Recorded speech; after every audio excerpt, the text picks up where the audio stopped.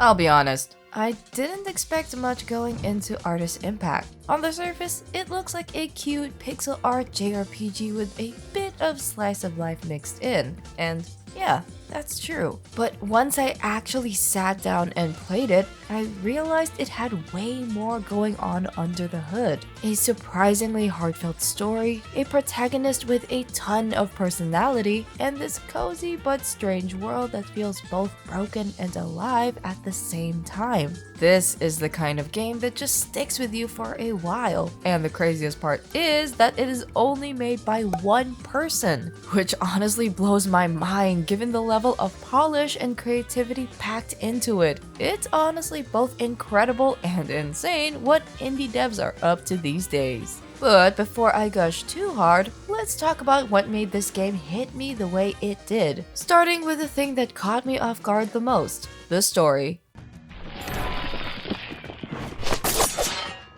If I had to sum up Artis Impact's story in one phrase, it would be beautifully messy. You play as Akane, a young woman with a mysterious past with an AI companion named Bot. Together, they take on odd jobs for the enigmatic Lith Club, slowly piecing together both Akane's fragmented memories and the remnants of a world that somehow still feels vibrant and alive. When I first saw Akane's promo art, I'll be honest, I thought she was gonna be this edgy, brooding main character. But nope, she's actually the complete opposite. She's awkward and quirky, but also kind and effortlessly charming, and honestly, just really fun to be around.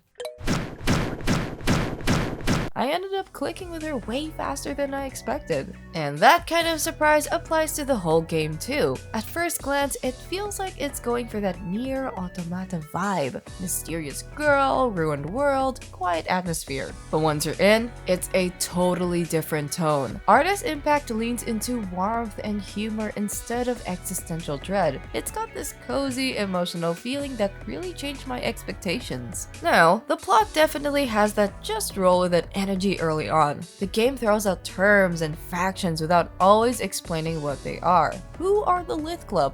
Why are there random spas and cafes still running post-apocalypse? There's a strange dream logic to the world, and while that can be charming, it also means you're left guessing a lot more than you probably should be. But, and this is a big but, what makes the story work isn't the world building, it's the characters. Akane isn't just a trope, she's genuinely funny, sarcastic, and full of life.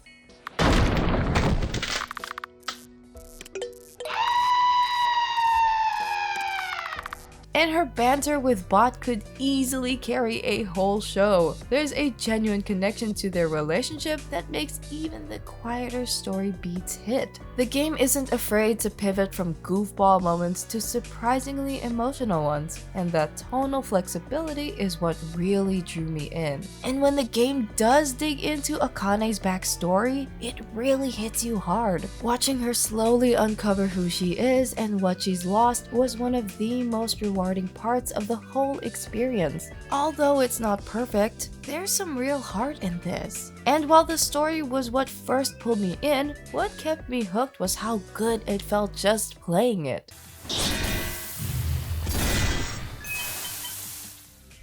If you're expecting a super deep 50-hour RPG with branching paths and complicated systems, this isn't that. But that's kind of the point. Artis Impact is a blend of classic JRPG systems and low-stake life sim mechanics, and the balance really works. You've got your main quests, side quests, part-time jobs, shops to upgrade, a home to decorate, and even restaurants to hang out in for stat boosts. But what I loved most is that the game lets you breathe. You're not being pushed forward constantly, you can just exist in the world, goof off, help a random NPC, or do something completely unrelated to the main story, like going to the bank or helping a fish get back to water. It's the kind of game where you can go from fighting a group of robots in one scene to helping a convenience store in the next. And yet somehow it all fits. The combat uses a traditional turn-based system, HP, MP, the usual, but it feels fast, snappy animations, quick transitions, and enough depth to keep it from getting stale.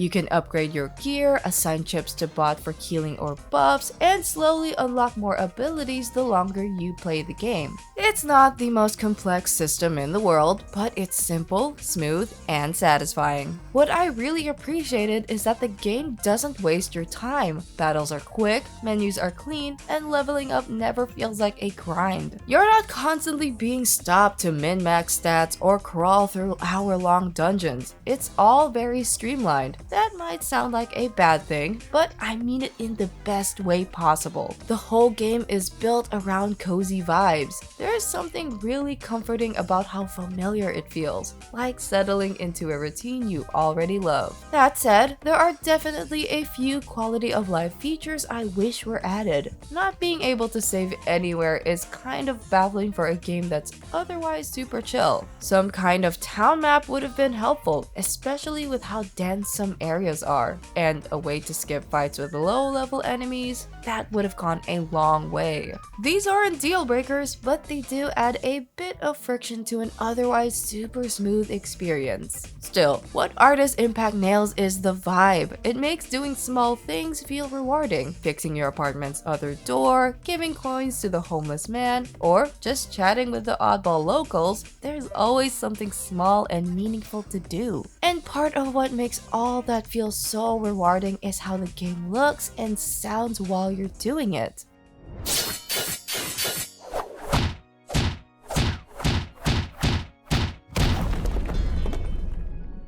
Visually, Artis Impact is something special, like really special. It doesn't just look good, it looks phenomenal and unlike almost anything I've played this year. And again, I want to remind you, all of this was made by one person. This is where the game absolutely shines. Every sprite, every animation, every background feels like it was drawn and animated with care. Even simple interactions like grabbing coffee, taking a bath, talking to a tired shopkeeper feel alive because of the animation work. It's functional and fun to look at, and that helps carry the game through its quieter stretches. But what really elevates it is the use of comic-style visual storytelling, black and white panels for flashbacks, expressive close-ups during conversations, dramatic freeze frames during big moments. It's all very thought out and it paid off.